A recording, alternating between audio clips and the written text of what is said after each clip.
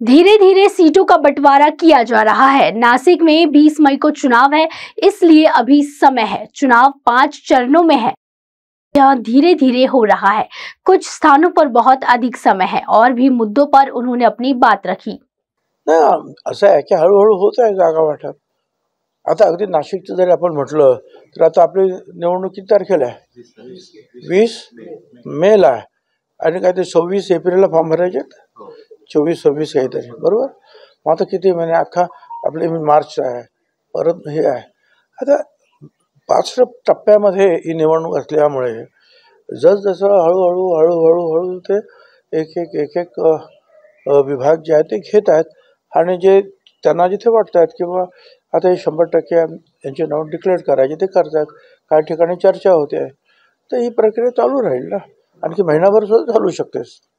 कारण 26 एप्रिलला फॉर्म भरायचे आहेत आपल्या नाशिकचे, दिंडोरीचे, मुंबईचे.